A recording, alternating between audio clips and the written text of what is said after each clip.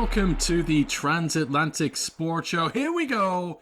London week, baby. The first of three back-to-back London games. The first of two at the Tottenham Hotspur Stadium. It is finally here. It only seems like yesterday when the lineups were announced back in April, May time. Well, we're on the cusp now of the Jets at Vikings. Aaron Rodgers, the former NFC North foe of the Minnesota Vikings, returning to the Tottenham Hotspur Stadium, where he is 0-1. Mind you, the Jets are also 0-1 at Spurs. A team that isn't 0-1, the Miami Dolphins? Nah, the Minnesota Vikings. They are 1-0 at Spurs. In fact, the very first team to win at Twickenham, Wembley, and Tottenham. Can they go 2-0? Can they go 5-0 on this season? This is the first of a bumper package of NFL UK London content here on the Transatlantic Sports Show. So please give me a follow. I'm your host, by the way, Anthony Wootton. If you're watching on YouTube, my details are below. You can follow me on X at ARWootton, and also follow the Transatlantic Sports Show at TASS_UK. You're going to want to follow us on YouTube for our shorts, and of course to watch this podcast and our other podcasts connected to the NFL London games.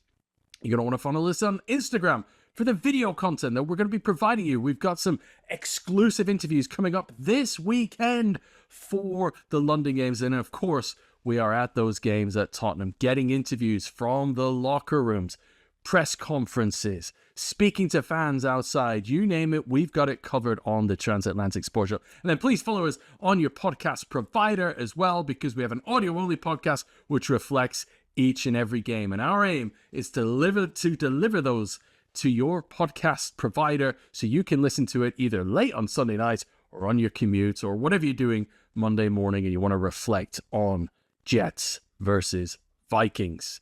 So to kick things off with our special content is a very special guest, a good friend of the show. He's a senior U.S. sports writer, reporter for The Mirror. That is Andrew Gamble. He is based out in NYC.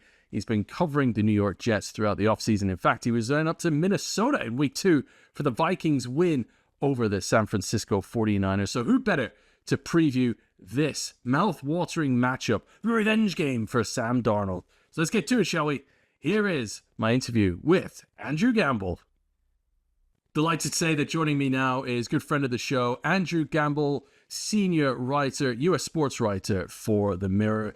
You know him well. He was on the show a couple of weeks ago, back now. And if you didn't listen or watch the podcast with Andrew on last time, he is a reporter based out in New York City and throughout the offseason covered the New York Jets. And indeed, he has been up to Minnesota already this season to cover the Vikings. So who better to preview Jets-Vikings than our good friend, former London resident as well, Andrew Gamble. Andrew, welcome back, man. I can't believe it. London week. We're here. It's London week. We're here. I'm not there, actually, for the first time in a few years. But no, I mean, it's a great game for you guys to go drink in and get some live American football and get the blood pumping. I mean, it's I don't know if we could have a better matchup, really, heading into week 5. It's a really exciting one. So many different narratives that I'm sure we'll dive into. But I mean, it's a great opportunity for the UK fans to see some big names, some great football, and two teams that are going to be both desperate in their own right to get a win on Sunday. Yeah, you know what? Like in recent years, the past couple of years, the Londoners have looked to Germany, to Munich, and to Frankfurt and say, how come they've got all those good games? Last year, there was the Chiefs and the Dolphins in Frankfurt. And of course, a couple of years ago, Tom Brady and the Buccaneers were in Munich for the first ever game there. But now you look at this matchup, dude, and you couldn't have asked for a better matchup here in week 5 coming over to London because, like you said, so many narratives connected to it. You've got the Vikings, who are 3-0 in London alone, but looking to go 5-0 for this season, kicked off the season in sensational form. The New York Jets, 2-2, taking on obviously the Vikings, but their quarterback, number 8, Aaron Rodgers, is a familiar foe. He's 17-11-1 historically against the Vikings, as of course the former Green Bay Packers QB. And then you've got Sam Darnold, who was drafted 3rd overall by the Jets back in 2018. He was seeing ghosts with the team. He was dumped by them and shipped off to the Panthers. And now look at him. It's the Sam Darnold that Jets fans were hoping for. And now he can exact revenge in London. Yeah, I mean it's gonna be fun to watch. It's such an insane narrative. I mean, obviously the Jets have been crying out for this franchise quarterback for years. Obviously they've gone for Aaron Rodgers, which obviously was delayed 12 months because of his injury. And now we get him, and he's facing Sam Darnold in the UK. It's gonna be amazing to. I mean, Sam Darnold renaissance. I think you know what there are a few people who are calling for it. We're just he's a talented player, just needed the right system. And he obviously had that time in San Francisco. He's spoken about how working with under Kyle Shanahan, seeing Brock Purdy's work ethic is actually something that he's credited a lot with his his revival this season. It's just awesome, I was lucky enough to speak to Sam when we were up in Minnesota. He's his head is switched on. He's locked in and loaded and believes in the Vikings group, believes in this opportunity, which has really come to him out of nowhere. Because I think we saw him as kind of like I think even the most promising or excited Vikings fans with hope that maybe he has like a Baker Mayfield style revolution now that we've like what we've seen with Baker with the Bucks. And we're kind of seeing that with Darnold now, and seeing that JJ McCarthy obviously went down, kind of just gives Sam the reins really for the whole season. I think he feels settled, and he feels well, and the offense is built very well. We've got Justin Jefferson, Jordan Addison, Jalen Naylor. They've got weapons. They've got TJ Hawkinson coming back.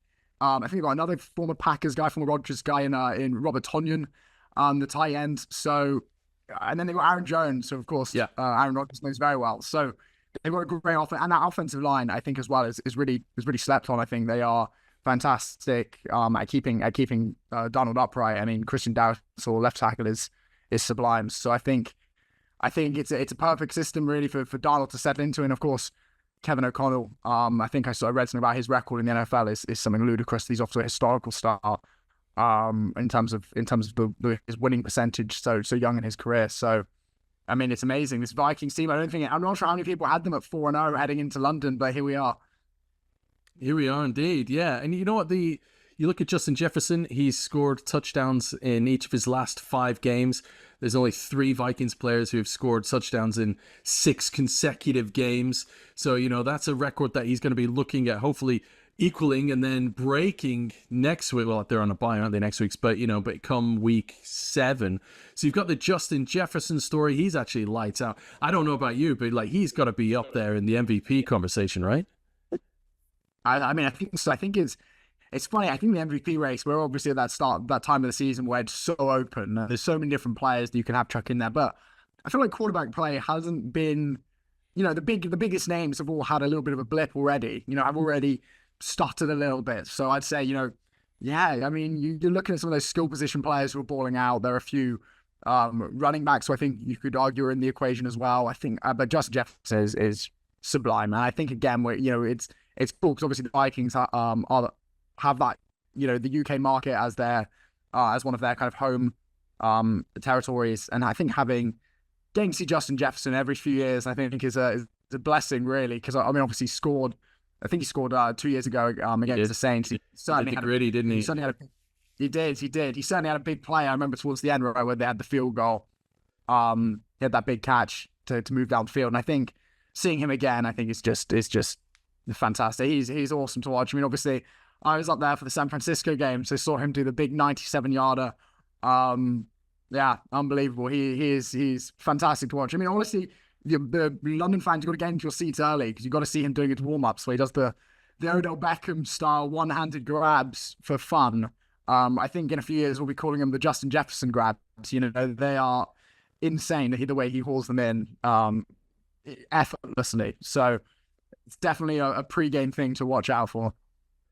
All right, there you go. You heard it from Andrew there. Make sure you get down to the Tottenham Hotspur Stadium if you're watching or listening to this. By the way, if you are watching us on YouTube and you want to check us out on your favorite podcast provider, just look for the Transatlantic Sports Show. And while you're there, hit subscribe and give 5 stars because that helps other people find us. And just so you know, we're going to have audio-only podcasts from each of the London games. So we're going to recap those games. We'll have locker room interviews, we'll have press conferences, and we'll speak to fans as well. So everything you need and want from those games is going to be available to you come, I don't know, by the time those late games finish on Sunday night, Monday morning. So you'll have it for your Monday morning commute here on the Transatlantic Sports Show, just because we like you so much. But there you go. If you are going to get down to the London games, get there early, as Andrew said, so you can check out Justin Jefferson. I mean, he is a living legend right before our eyes. And as we said, he scored at Tottenham before. He's going to be well up for this. He is pumped. He's having an excellent season. However, Andrew,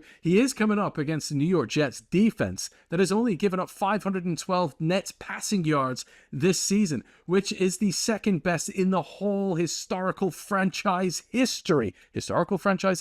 But my point is, it's a historic franchise, the New York Jets, and in their history, they've only given up fewer net passing yards than they have this season through 4 games once before. So it's a pretty strong defense. Justin Jefferson, is going to be tested, as is Sam Darnold, against this Robert Saleh defense.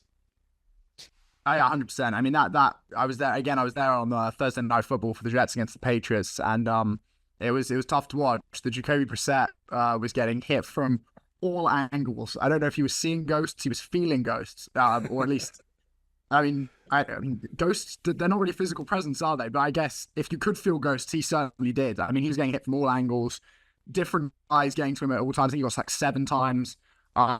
Pressured on some ludicrous amount of dropbacks, which were many. I mean, they were fantastic. They bring pressure from everywhere, really. I mean, we've got Quincy Williams, of course, is the linebacker. Jermaine Sherwood as well is having a fantastic season so far. I mean, anywhere really. Will McDonald as well. I mean, he was the first round pick last year. Of course, he looks like he's certainly benefiting from Hassan Reddick's absence at the moment.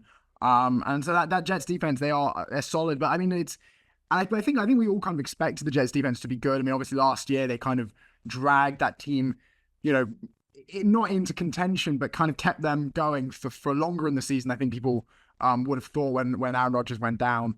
So I think the Jets defense, of course, they are playing at this sublime historic level. But I think it's almost like, it's almost what we expected. We spoke to Quincy Williams earlier in the offseason. He knew what the standard was. He knew what the standard, everyone in the locker room felt what they had to deliver, and they're doing that so far this season. I think on the flip side of this as well, this is why this is such a good matchup on Sunday. The Vikings defense, that I'm not sure many people had pegged as being kind of one of the top units in the league, but that Brian Flores has whipped that team, that unit together, and it is fantastic. You got Josh Metellus having a fantastic season. You got everyone is playing their part in that unit, and it's fantastic to watch. And it adds to this brilliant kind of Minnesota Vikings story that we're seeing play out. Yeah, they're playing complementary football, aren't they? Ansem right through all 3 phases of the team as well. Special teams that help them dominate and beat the 49ers in that week 2 matchup, as well as that defense. And of course, Sam Darnold. And, we saw, as you mentioned, that 97-yard touchdown pass to Justin Jefferson. So they are syncing really well right throughout this Vikings team. So they are probably arguably the more complete team of the 2 coming over to London. But of course, we've got Aaron Rodgers. And Aaron Rodgers, we know he is a competitor. He's not a 4-time MVP for nothing. It's that competitive instinct, that winning nature mentality that separates the best from the best. That's why Brady was so good. That's why Rodgers is up there. He's going to have the fire in his belly to do one over the Minnesota Vikings. As I mentioned, he's 17-11-1 historically against Minnesota. And the last time he was in London a couple of years ago was the first time he ever came over. And he'd been eagerly anticipating, wanting to come over and play in the London games. And he was pumped for the game.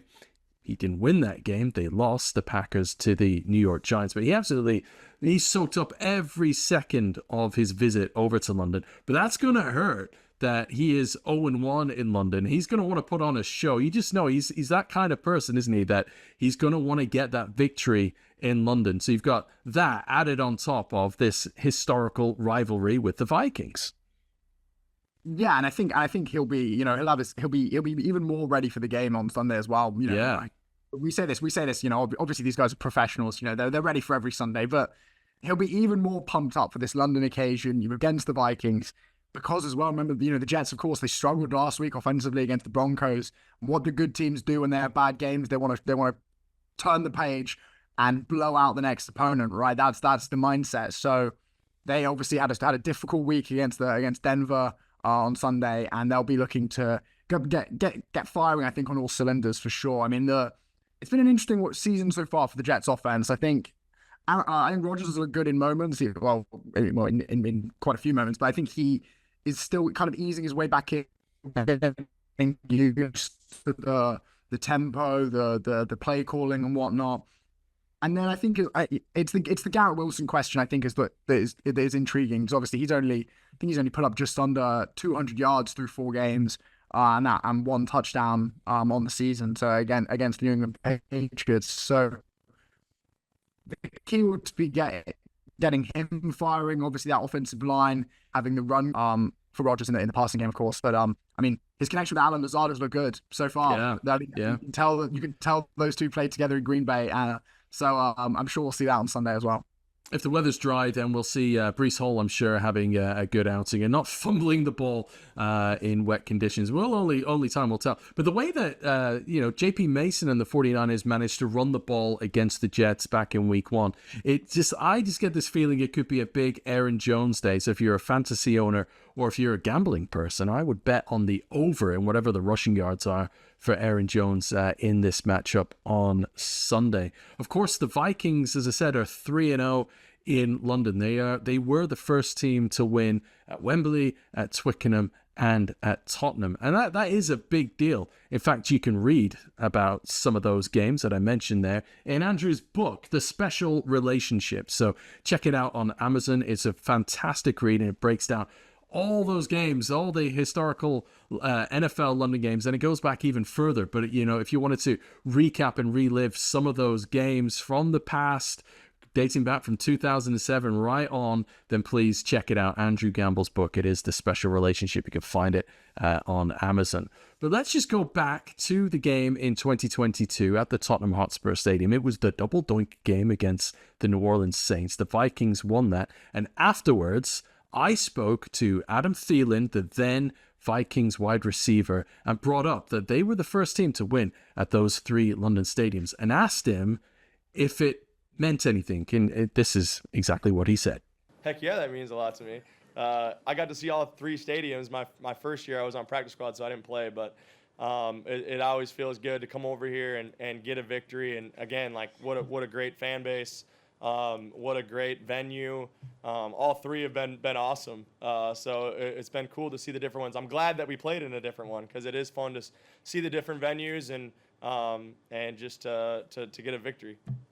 So there we go. He said, absolutely, it does matter that they won. They were the first team to win at all 3 London venues. And you hinted to it earlier, Andrew, that both the Jets and the Vikings have got UK marketing rights, and they are both going big over here. The Jets are pumping in a lot of money in their PR team over in this UK market, and the Vikings it's been a Viking invasion so far this week, and we're going to see a whole lot of purple throughout the weekend. But there are events, there's specific Jets events out towards Shoreditch, and then in the centre of London, we've got Vikings events. And of course, the following fortnight after that, we've got the Bears, who've got UK marketing rights, and the Jags, who pretty much own London. But these teams are looking at what the Jags have managed to achieve and have clocked onto that. And there are teams, of course, that have done that with the Germany market as well. But this is about London. And this is a matchup on Sunday of 2 teams that are heavily invested in London. And it does matter to these teams, doesn't it? The UK market. So, you spent some time with the Vikings and the Jets, just how much does it mean to them? I think for Minnesota in particular, it's not the most densely populated of states. I live just north of there. I grew up in Manitoba in the center, in the Midwest, right just above the border in Winnipeg. And these aren't massive cities. So in terms of population density and revenue streams, for a state like Minnesota to expand out into a city of millions, tens of millions like London is massive, isn't it? Oh, yeah, I mean, 100%. And what was really nice about going up to Minnesota and kind of seeing behind the scenes how the organization works, and how much they value the UK as a market was really kind of eye-opening, to be honest. It shows, the plans of how they look to continue to develop as that kind of UK territory team. It's really encouraging, I think, because the Jets and Vikings are two teams that kind of have those rights, but are really doing something about it. There are some other teams, the San Francisco 49ers and Miami Dolphins are a bit quieter. I mean, obviously they have their own kind of fan bases. They have massive fan bases across the world in other regions, of course. But it's particularly encouraging to see teams like the Bears as well, to be honest. But the Vikings and Jets, in my mind, are two of the ones that have really pushed the boat out a lot, thrown a lot of investment at the UK, and it's really encouraging to see kind of how that has been playing out, how they still account for the UK moving forward as well. I mean, the Vikings, I know, I've obviously played in the UK a few times. I've won at those different stadiums, like you said. They were involved in the first NFL game ever played in the UK, an exhibition game in 1983. That's right. So they have these long-standing connections to the UK and to kind of just expanding American football around the world. They do a lot of work with flag football, which of course is a big growing initiative of the NFL's, with the Olympics coming up in 4 years. So yeah, it's a really exciting time, I think, just to be involved in all of these different things. I think it's an exciting time to be a UK fan, really, especially if you're a Vikings or Jets fan, but an NFL fan, of course, as it becomes kind of more visible, more accessible, and just having more initiatives to get stuck into. I think it's a really cool time, I think, to be a fan, because I mean, I can't imagine if you're a fan in the past. I think it's a lot more scarce. We take it for granted, I think, these days. We do, absolutely we do.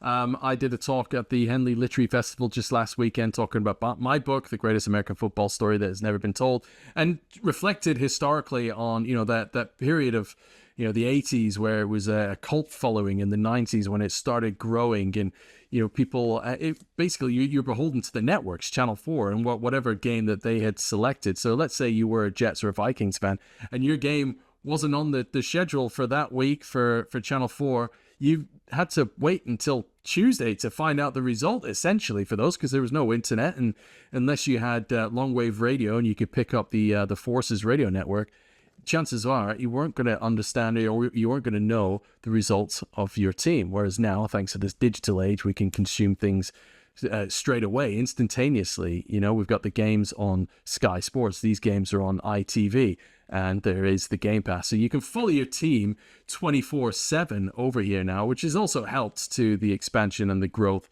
of the NFL abroad.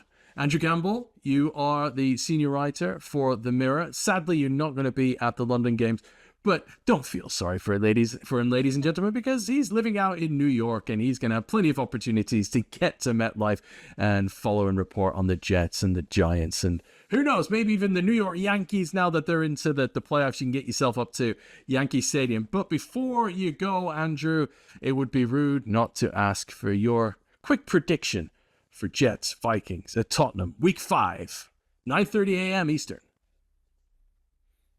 Oh, it's tough, because part of me kind of wants to go for a Jets getting back to winning ways, but I'm gonna ride the Minnesota Vikings train. I think Sam Darnold is going to get the win over his former team. I think we're going to go down that narrative as the one that plays out on Sunday.